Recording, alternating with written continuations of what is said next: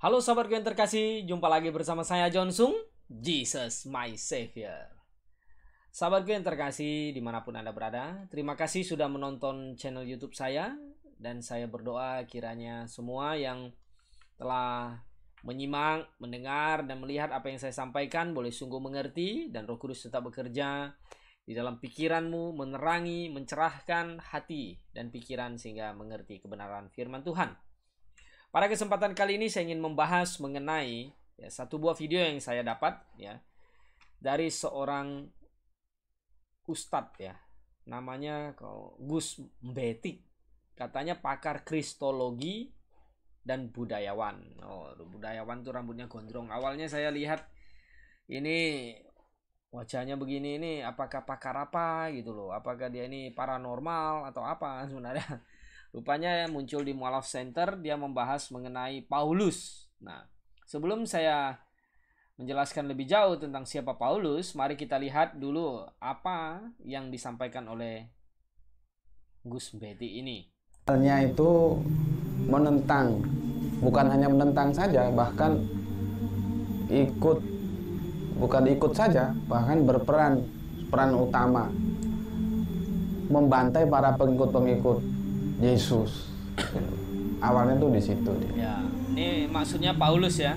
Jadi dia ingin bercerita bahwa Paulus ini awal mulanya adalah seorang pembantai katanya. Itu apa?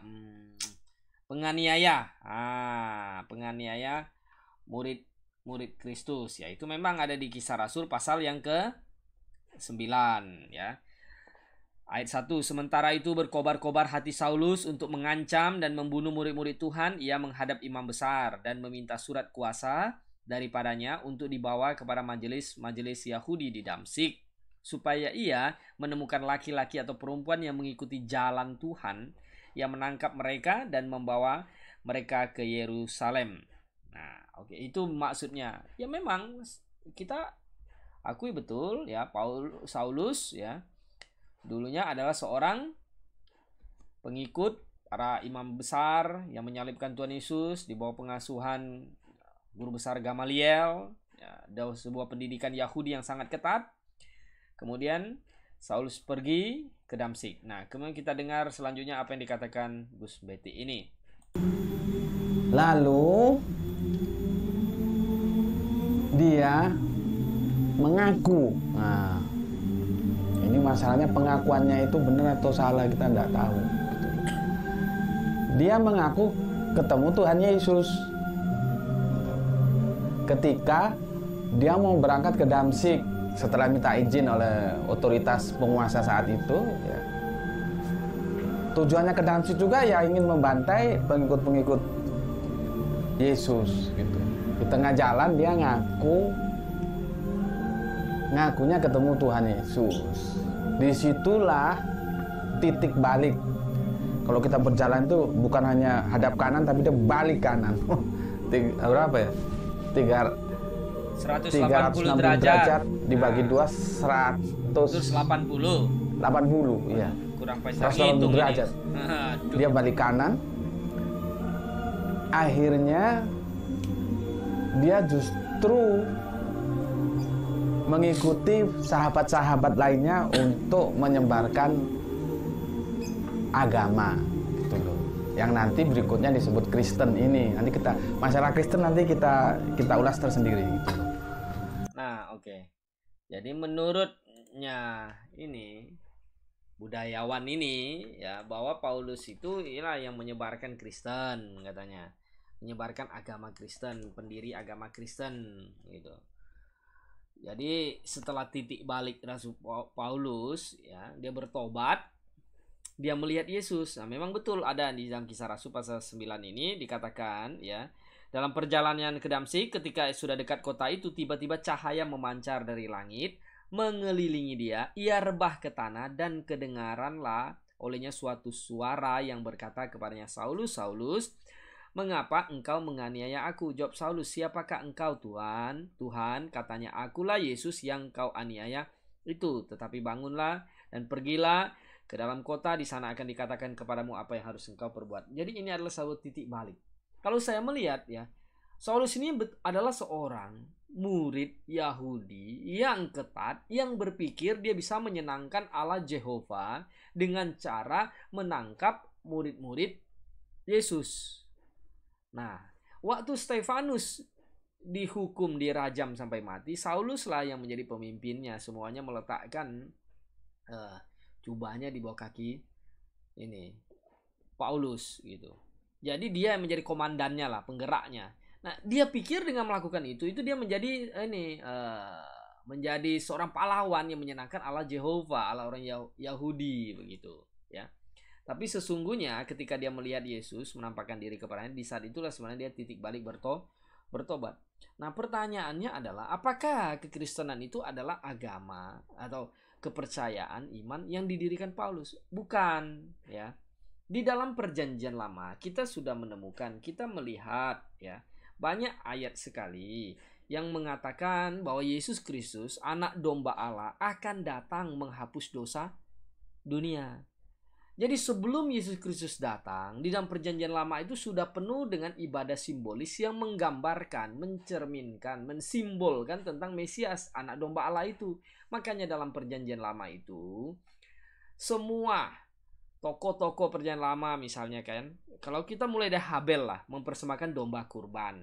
Itu simbol dari Mesias. Dia percaya bahwa Mesias akan datang menebus dosanya.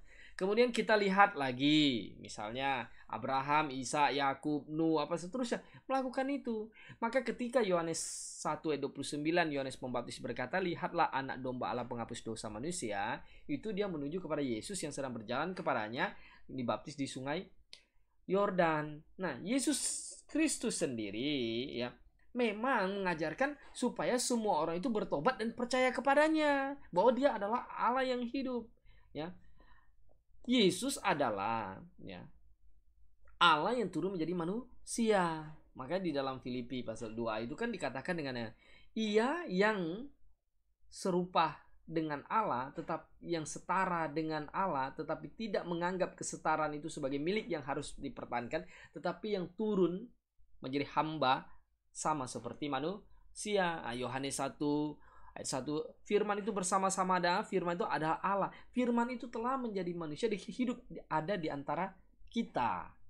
Jadi Yesus Kristus itu adalah domba Allah yang akan dihukumkan menggantikan dosa manusia. Nah, mengapa harus cara demikian? Karena tidak ada cara lain lagi untuk menghapus dosa manusia. Kalau kita misalnya lihat Lukas, ya. Kalau kita lihat Lukas, ada dituliskan bahwa pasal 24 di sini, ayat yang ke-46 dikatakan begini, katanya kepada mereka, ini kata Yesus ya, ada tertulis demikian, Mesias harus menderita dan bangkit dari antara orang mati pada hari yang ketiga. Dan lagi dalam namanya, berita tentang pertobatan dan pengampunan dosa harus disampaikan kepada segala bangsa, mulai dari Yerusalem. Kamu adalah saksi dari semuanya ini. Jadi ya, berita tentang kematian Tuhan Yesus Kristus, Injil itu, penebusan Yesus Kristus itu bukan didirikan oleh Paulus. Justru Tuhan Yesus yang memerintahkan, pergilah jadikan sebangsa muridku. Nah, barang siapa percaya, dia tidak akan dihukum. Nah, barang siapa bertobat dan percaya kepadanya akan beroleh hidup yang kekal. Jadi banyak ayat sekali yang menceritakan tentang itu dan menjelaskan tentang itu. Ya, bagaimana ini penjelasan Gus Mete ini bahwa Kristen mulai dari Paulus sekarang. Coba kita dengar lagi. Masalahnya kita tidak pernah memberikan sebuah, katakanlah,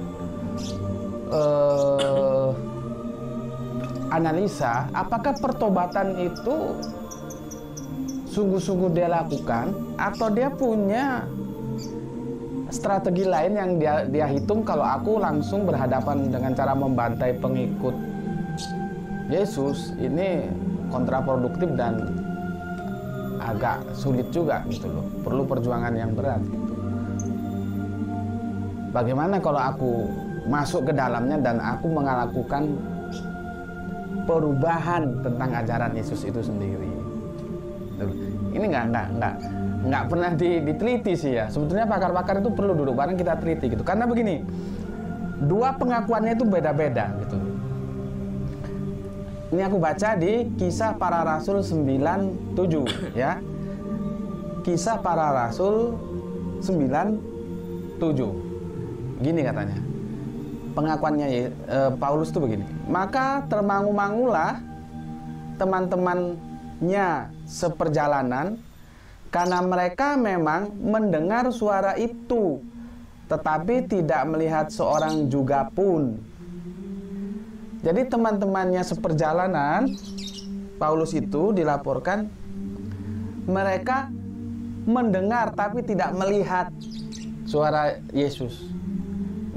Mendengar suara Yesus tapi tidak melihat Yesus gitu. Itu di Kisah Para Rasul 97. Sementara kalau kita baca di Kisah Para Rasul 22:9. Dan mereka yang menyertai aku memang melihat cahaya itu gitu. Jadi Tuhan Yesus dalam bentuk cahaya gitu. Tetapi suara Dia yang berkata kepadaku tidak mereka dengar. Nah, jadi kontradiktif dua ayat ini. Yang satu mendengar tidak melihat, yang satu melihat tapi tidak mendengar. Mana yang benar? Saya jelaskan dulu. Oke, sahabatku yang terkasih, jadi ya Gus Betik ini berkata bahwa ada kontradiksi antara pengakuan Paulus. Jadi pengakuan Paulus ini diragukan, apakah dia ini rasul atau bukan, karena kontradiksi di Kisah Rasul pasal 9 ayat yang ke-7 ya. Nah, kita harus lihat gini ya. Kisah Rasul 9 ayat 7 bunyinya begini. Maka termangu-mangulah teman-temannya seperjalanan, karena mereka memang mendengar suara itu tetapi tidak melihat seorang pun. Mendengar ya, suara. Oke, dia mendengar suara tapi tidak melihat. Ya, tidak melihat seorang pun. Maksudnya dia tidak melihat Yesus itu siapa atau ada orang siapa gitu loh. Dia mendengar. Ya. Jadi waktu perjalanan ke Damsik kan Paulus langsung rebah jatuh. Dan mereka mendengar suara tapi tidak mengerti apa itu suaranya. Nah, itu sebenarnya penjelasan di dalam Kisah Rasul 9 ayat 7, karena di dalam bahasa Inggrisnya itu begini. The man traveling with Saul stood there speechless. Mereka berdiri dan tidak dapat berbicara apa-apa. They heard the sound but did not see anyone. Jadi mereka mendengar suara tapi tidak melihat siapapun gitu. Nah, ya. Sedangkan di dalam Kisah Rasul 22 ayat 9 itu bilang, my companions show the light. Jadi mereka melihat melihat cahaya, ya. Betul. Mereka tidak lihat Yesus, tapi melihat cahaya. Nah, but they did not understand the voice of him who was speaking to me. Jadi pengakuan Paulus itu adalah bahwa di dalam Kisah Rasul 22 itu bahwa ya, mereka did not understand. Mereka mendengar suara tapi tidak mengerti. Nah, ya. Jadi harus dibedakan pengertiannya. Ini bagaimana sih? Ini Ustadz ini ya. Dan mereka menyertai aku memang melihat cahaya itu. Mungkin tidak melihat Yesus, mereka melihat cahaya itu. Tetapi suara Yesus yang berkata kepadaku tidak mereka dengar. Ngerti nggak? Maksudnya itu gini, mereka dengar suara. Suara apa itu mereka tidak ngerti. Nah, karena di dalam bahasa aslinya itu ada perbedaan. Grammarnya di situ ya. Pengertiannya di situ. Jadi Paulus menjelaskan mereka memang lihat cahaya tapi tidak lihat siapa. Satu orang pun tidak mereka lihat. Mereka dengar suara ya. Tetapi suara dia yang berkata kepadaku ya. Maksudnya ketika Yesus berbicara ngomong sama Paulus, mereka itu tidak dengar, mereka tidak ngerti gitu. Hanya mendengar suara-suara saja. Ini sama contoh misalnya gini. Di dalam Yohanes 12. Kalau kita lihat Yohanes 12, mari kita buka. Kita pelan-pelan kita ya, Yohanes 12 ayat 28. Ini sama kejadiannya, kan? Bapa, muliakanlah namamu, maka terdengarlah suara dari sorga, Aku telah memuliakannya dan aku akan memuliakannya lagi. Orang banyak berdiri di situ dan mendengarkannya berkata bahwa itu bunyi guntur. Ada pula yang berkata seorang malaikat telah berbicara kepada dia. Mereka dengar suara, tapi tidak tahu kalimat apa yang disampaikan. Ini sama, contohnya itu seperti ini. Jadi Yohanes 12 ayat 28 ini. Jadi Yesus berkata, terdengar suara dari sorga, telah memuliakannya, memuliakan Yesus. Aku akan memuliakannya lagi. Tapi orang banyak itu pikir suara guntur lah, suara malaikat lah. Kan mereka tidak ngerti. Apa kata-kata itu? Gitu, Gus Mbeti ya. Jadi jangan langsung menyalahkan kalau kita belum mengerti, memahaminya. Oke, coba kita dengarkan lagi apa penjelasannya. Sebetulnya dari sini itu sudah bisa kita gunakan sebuah pijakan awal untuk meneliti sebetulnya apakah Paulus ini benar-benar bertobat dan dia tidak punya agenda khusus dalam pertobatannya. Kan begitu. Karena begini, Kristen yang kita kenal Kristen selanjutnya itu di Israel kan tertolak gitu. Dan 12 murid minus Yudas jadi 11 itu untuk orang-orang bersunat akhirnya. Ini ceritanya panjang, kalau kita baca di Bible panjang ceritanya. Aku ambil singkatnya saja. Sementara berkat jasa Barnabas, Paulus masuk ke lingkungan elit. Maka dibagilah job description yang 11 itu untuk rasul orang-orang bersunat dan Paulus. Nah, saya jelaskan dulu mengenai pertobatan Paulus ini diragukan ya. Paulus itu menulis ya di dalam 1 Timotius 1 ayat yang ke-15 itu jelas dia tulis begini. Perkataan ini benar dan patut diterima sepenuhnya. Kristus Yesus datang ke dunia untuk menyelamatkan orang berdosa, dan di antara mereka akulah paling berdosa. Jadi Paulus itu menyesal, mengerti, memahami bahwa dialah yang paling berdosa karena telah menganiaya murid-murid Kristus. Bagaimana diragukan pertobatannya? Nah, tetapi justru karena itu aku dikasihani agar dalam diriku ini sebagai orang yang paling berdosa, Yesus Kristus menunjukkan seluruh kesabarannya. Dengan demikian aku menjadi contoh bagi mereka yang kemudian percaya kepadanya mendapat hidup yang kekal. Jadi Paulus benar-benar bertobat gitu loh. Nah, bagaimana bisa bilang Paulus tidak bertobat? Ada agenda khusus. Buat apa juga? Sekarang hidup Paulus dari enak-enak jadi anggota Sanhedrin, berkuasa secara posisi politik ya, keamanan, imam-imam besar semuanya, penguasa pemerintah memihak kepadanya. Lalu dia jadi Kristen, akhirnya dikejar-kejar mau dibunuh, hidup lari sana lari sini di bawah penindasan. Nah, untuk apa coba? Apa ini pertimbangan agenda apa? Nah, ini coba apa yang diajarkan oleh Paulus juga tidak ada bertentangan dengan apa yang diajarkan Tuhan Yesus Kristus. Yesus Kristus mengajar bertobatlah sebab kerajaan surga sudah dekat. Bahkan ya kalau kita lihat kisah Rasul pasal yang kelima. Ayo mari kita buka kisah Rasul pasal yang kelima ayat yang ke-31. Ya. Ini Petrus memberi kesaksian. Dialah yang telah ditinggikan oleh Allah sendiri dengan tangan kanannya menjadi pemimpin dan juru selamat supaya Israel dapat bertobat dan menerima pengampunan dosa. Jadi Yesus Kristus ditinggikan. Dia mati di kayu salib.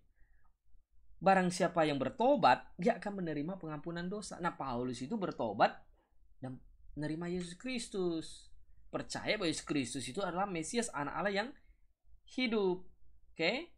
Nah, itu begitu penjelasannya ya. Kemudian coba kita dengar lagi apa maksudnya. Untuk rasul orang tak bersunat. Nah, yang 11 ini dia berkutat di teritorial Israel dan sekitarnya gitu. Dan kita tahu Israel itu tidak mau menerima Kristen. Mereka tetap bersikukuh dalam Yahudi yang mereka terima dari Musa gitu. Akhirnya Pauluslah yang berjasa mengembangkan Kristen sampai menjadi agama besar sekarang ini.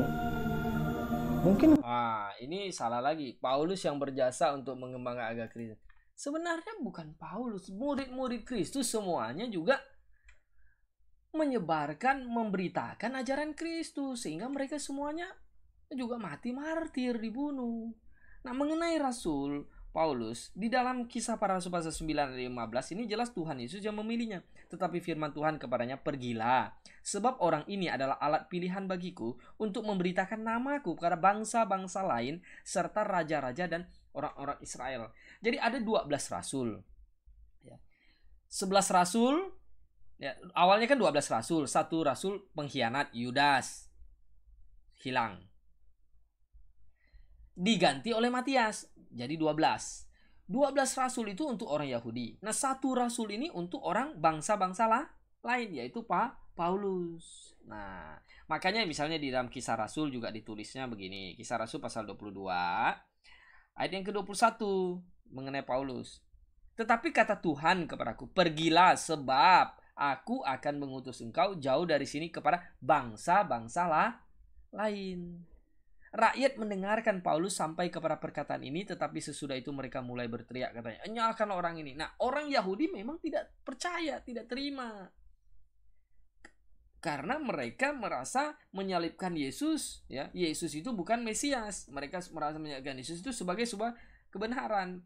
Karena mereka menganggap Yesus itu menghujat Allah Bapa.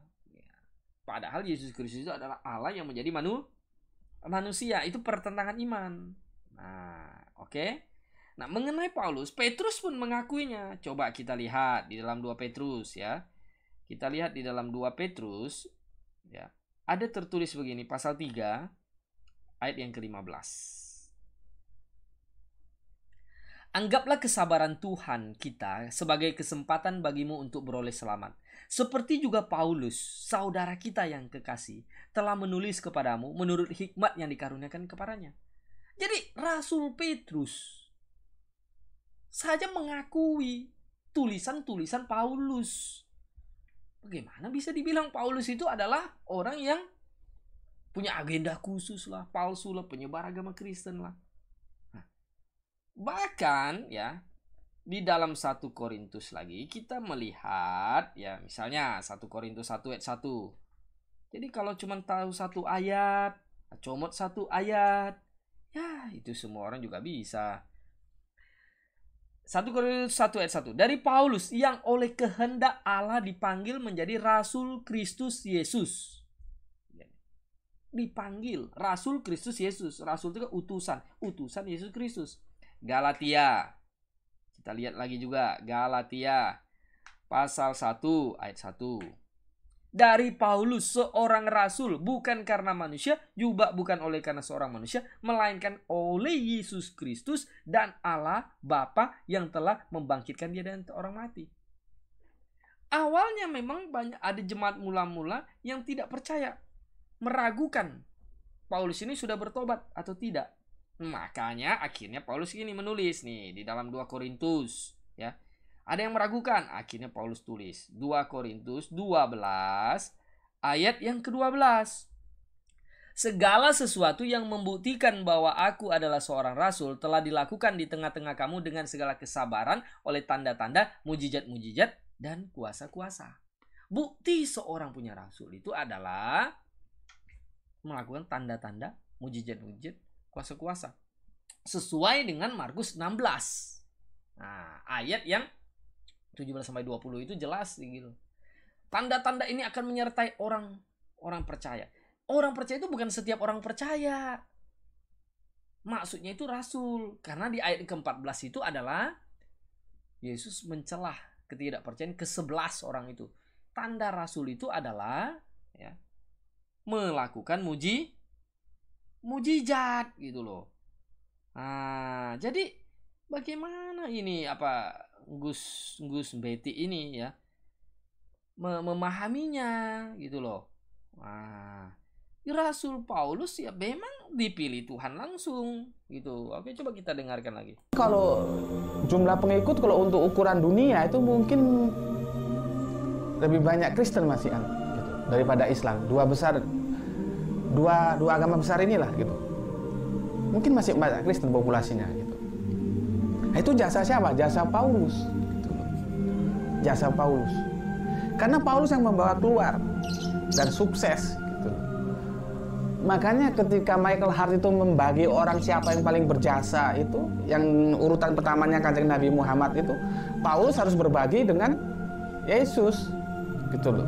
Tapi bagaimanapun sejarah mengatakan itu jasa Paulus, tersebarnya Kristen di dunia ini jasa Paulus. Itu nggak bisa diingkari. Gitu. Ini konyol, ya.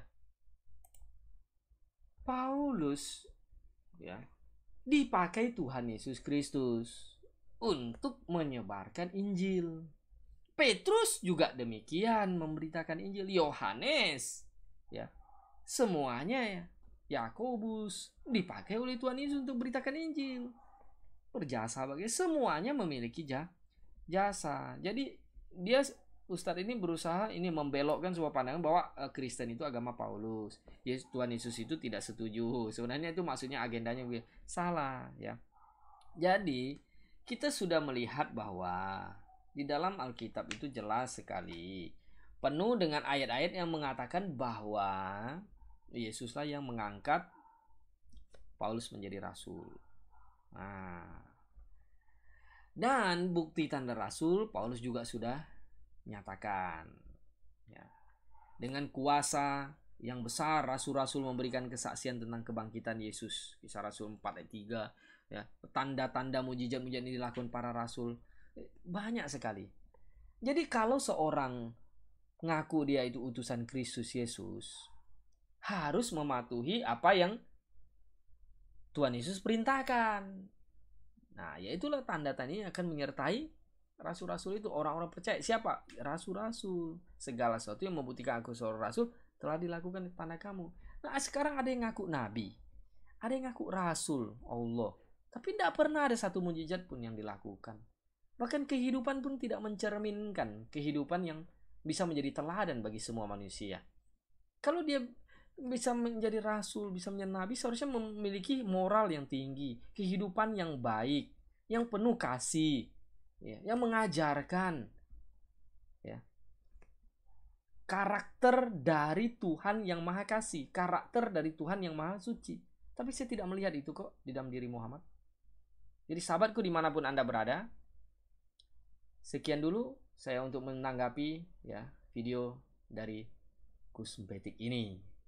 Semoga kita semua bisa mengerti dan dicerahkan. Bersama saya John Sung, Jesus my Savior.